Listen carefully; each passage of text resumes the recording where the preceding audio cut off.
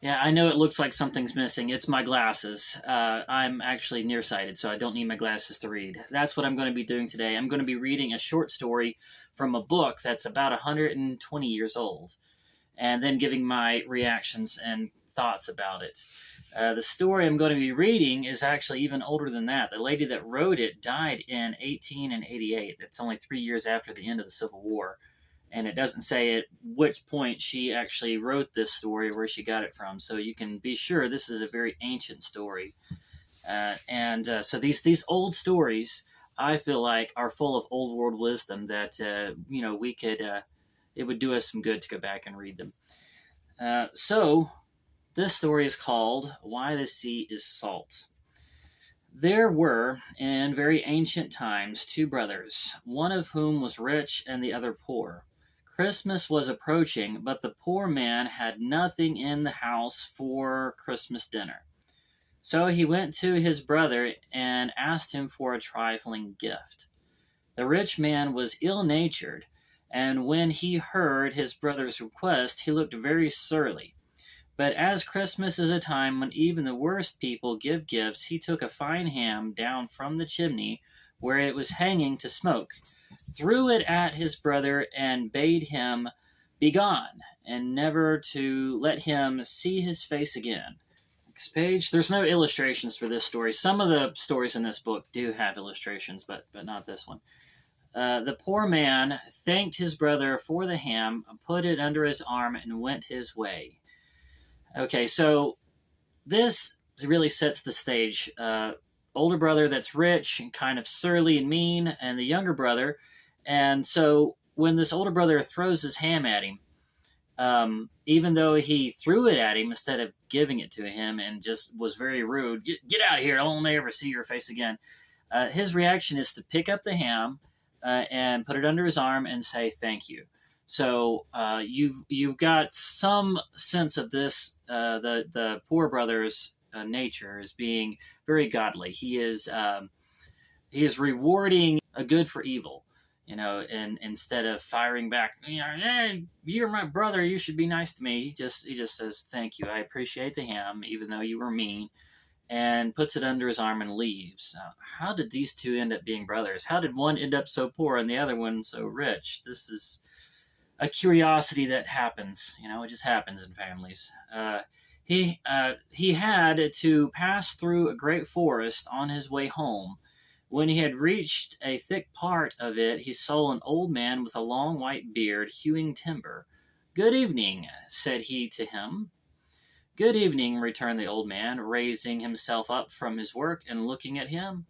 "That is a fine ham you are carrying." On this, the poor man told him all about it. "It is lucky for you," said the old man, "that you have met with me. If you will take that ham into the land of the dwarfs, the entrance of which lies just under the roots of this tree, you can make a capital bargain with it, for the dwarfs are very fond of ham and rarely get any. But mind, when I say, you must not sell it for money. Demand for it the old hand mill which stands behind the door. When you come back, I'll show you how to use it." Now, this old man with the long white beard, in storytelling, this would, I believe, would be called the herald. And so this poor brother, even though he's never met this man before, goes ahead and pours out this entire story. "I'm poor. I have nothing for Christmas, and my brother just threw this ham at me." He just tells him the whole thing. The old man kind of, he understands what's going on, and immediately was like, "I have some insider knowledge. You can go get this hand mill from the land of the dwarves." Now, the question that always comes into my mind when reading fairy tales like this is, if you have knowledge of this, why don't you go get a ham of your own and go to the land of the dwarves and get this hand mill if it's such a special thing? But the nature of a herald is not to do something for themselves. It's to direct the character of the story into these kinds of situations and tests. And so that's what this is. You're not to sell the ham for money. You must bargain for the meal. And this is also a test to the poor brother that he knows that this old man that he's just met actually has his best interests at heart. So he has to kind of judge his character and act accordingly. So the poor man thanks his new friend who showed him the door under the stone below the roots of the tree. And by this door he entered into the land of the dwarves. No sooner had he set foot in it when the dwarves swarmed about him, attracted by the smell of the ham. Anybody that's ever been in a room with a ham understands that. It is a very, very enticing smell. They offered him queer old-fashioned money and gold and silver ore for it. But he refused all their tempting offers and said that he would sell it only for the old hand mill behind the door. Okay, so here's the test. And we know that this man is so poor that he doesn't even have anything for Christmas dinner. And yet he's refusing gold and silver ore. So yeah, he's being tested with monetary gain. And he holds true. He holds true. At this, the dwarves held up their little hands and looked quite perplexed. "We cannot make a bargain, it seems," said the poor man. "So I'll bid you all a good day." The fragrance of the ham by that time reached the remote parts of Dwarfland. The dwarves came flocking around in little troops, leaving their work of digging out precious ore, eager for the ham. "Let him have the old mill," said some of the newcomers. "It is quite out of order, and he doesn't know how to use it. Let him have it, and we will have the ham." So the bargain was made. The poor man took the old hand mill, which was an old thing, not half so large as the ham, and went back to the woods. Here the old man showed him how to use it. All this had taken a great deal of time, and it was midnight before he reached home. Now, a hand mill, if you don't know, this was something they used back in ancient times. It just looks like a box with a little drawer that slides in and out, and it has a crank on the top. And inside of it, you put what you want to grind through a slot on the top, and then you crank it. I think a lot of times it was coffee beans that was ground in these things. It could have also been wheat or even spices, but I think it was mostly for coffee, these old hand grinders. And so it would grind it, and it would go back down to the drawer at the bottom, and you pull it out. If it was too coarse, you could always pour it through again.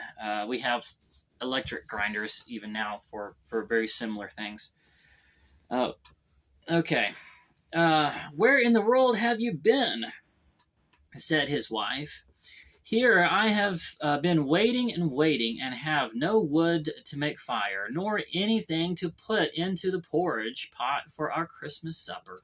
The house was dark and cold, but the poor man bade his wife wait and see what would happen. He placed the little hand mill on the table and began to turn the crank. First, out there came some grand lighted wax candles, and a fire on the hearth, and a porridge pot boiling over on it, because in his mind he said they should come first. Then he ground out a tablecloth, and dishes, and spoons, and knives, and forks. He was himself astonished at his good luck, as you may believe, and his wife was almost beside herself with joy and astonishment. Well, they had a capital supper, and after it was eaten, they ground out of the mill every possible thing to make their house and themselves warm and comfortable. So they had a merry Christmas Eve and morning.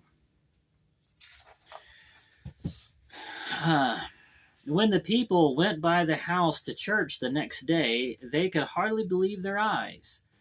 There was glass in the windows instead of wooden shutters, and the poor man and his wife, dressed in nice new clothes, were seen devotedly kneeling in the church.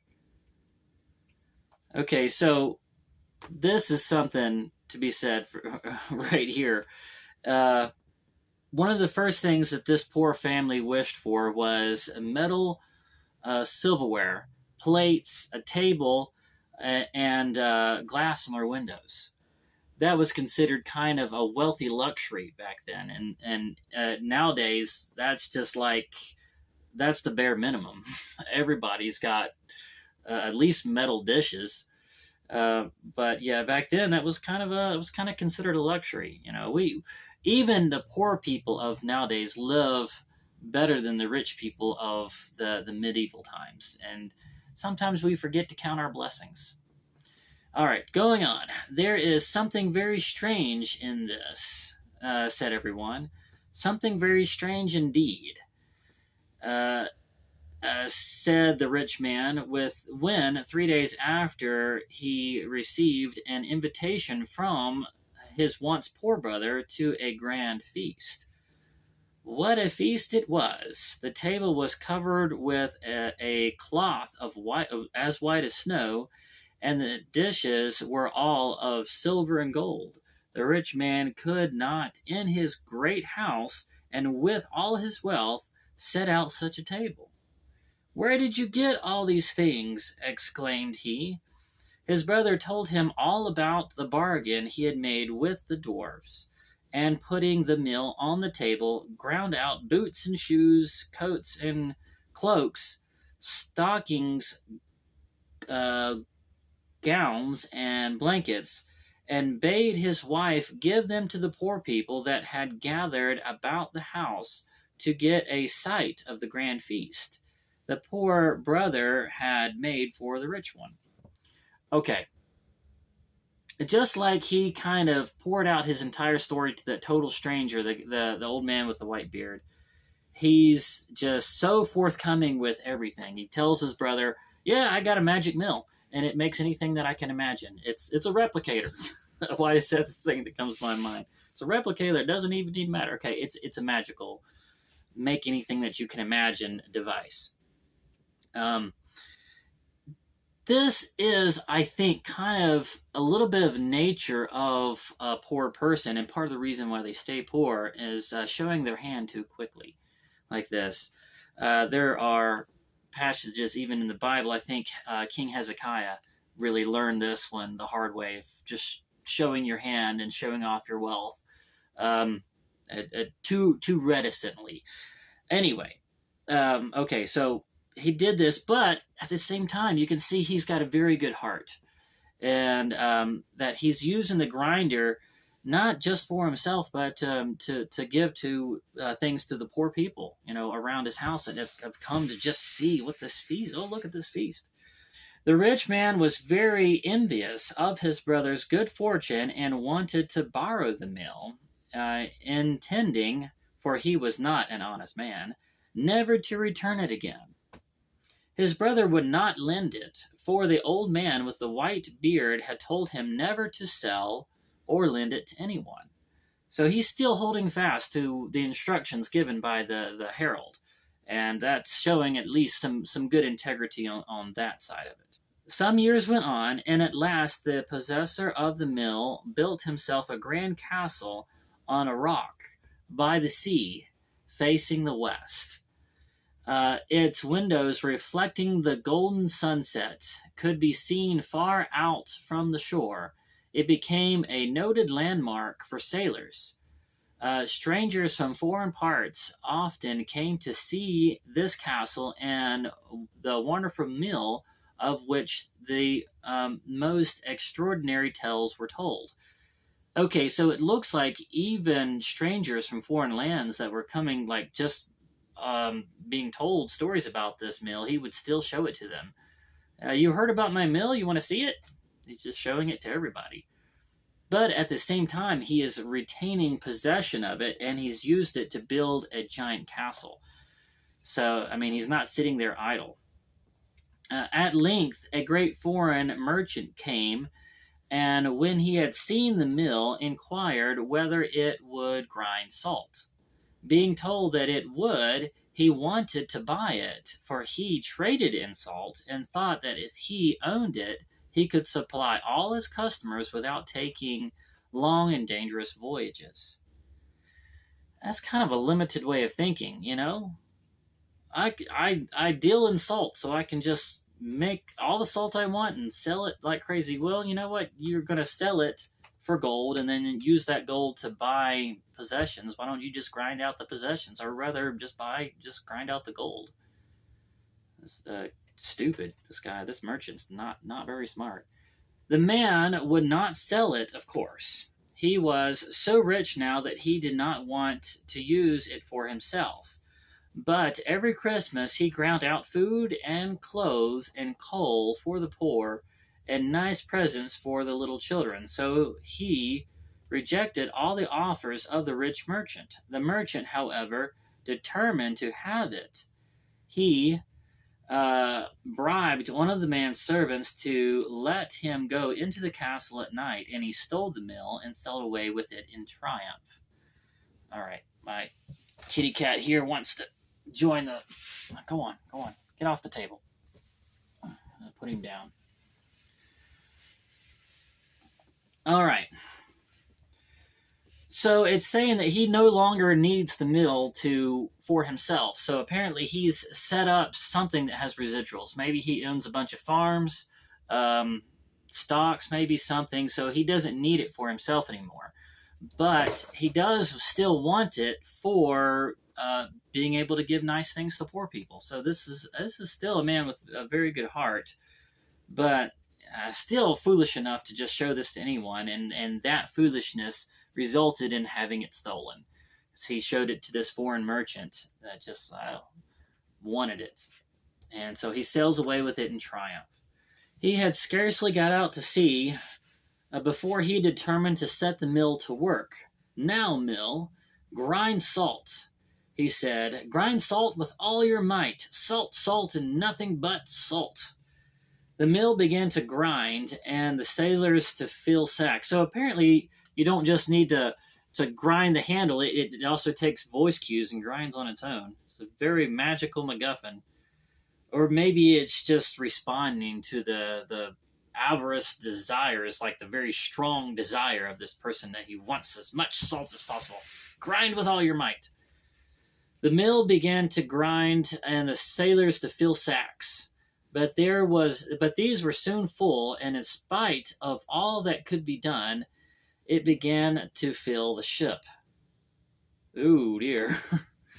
So you can kind of like feel the panic start to set in. You're in the middle of the ocean, and this grinder on the table in the middle of this room is just pouring salt out of it and onto the floor, and you can't get to it to grab it and throw it overboard. It's just, it's starting to fill up the doorway, and it's like you try to push the salt aside and you can't get to it, and it's starting to weigh the ship down. This dishonest merchant was very much frightened, and what was to be done? The mill would not stop grinding, and at last the ship was overloaded, and down it went, making a great whirlpool as it sank. Imagine all that water hitting the salt, and it's gurgling around you, and what a way to go. Wow.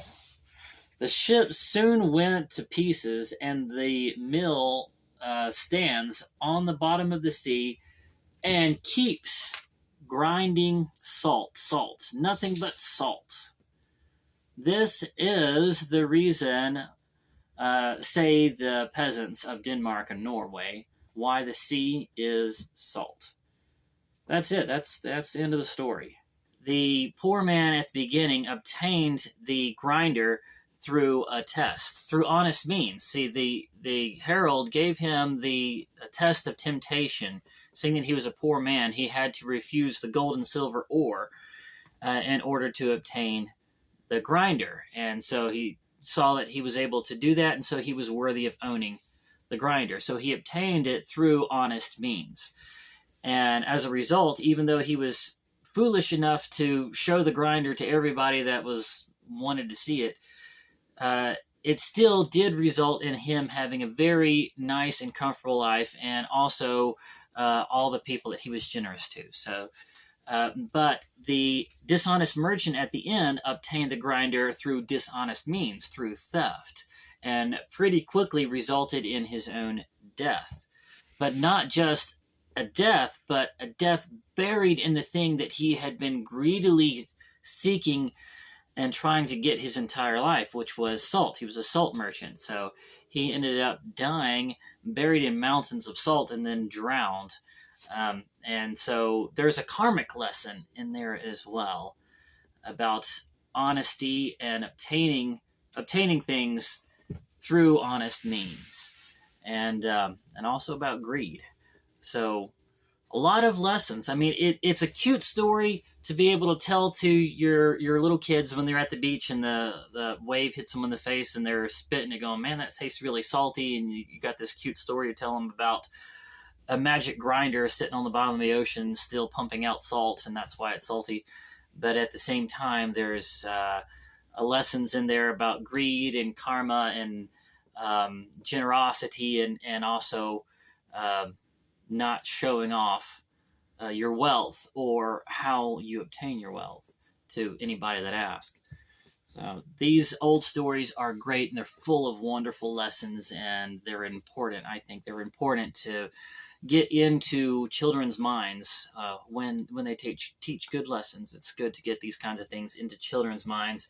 It was something that a lot of kids in the past had growing up, and I think we're starting to lose it. And I think it's we need to start bringing them back. Just because something is old doesn't make it, because something's newer doesn't make it better. Just because something is old doesn't make it worse, especially when we're talking about wisdom. That was the tale of why the sea is salt, and that's my commentary on it. This was kind of a trying something new that I wanted to try. Something I've gotten into is reading stuff like this ever since I stopped vlogging quite so much, and I'm really enjoying it. Let me know what you think. If you want to see more stories like this, if you want more commentary, less commentary, if you want longer stories, shorter stories, let me know what you think. And that's going to be it for this one. And I've got to say this, guys, it doesn't matter who you are, what you've done, as long as you're still breathing, there's still time to get your heart right with God. There is a very loving God up there that wants a relationship with you, but he's not going to force his way in. He stands at the door and knocks like a gentleman, and he waits for you to answer the door. And I would encourage you to let him into your life. That's going to be it for this one. Look forward to seeing you on the next one.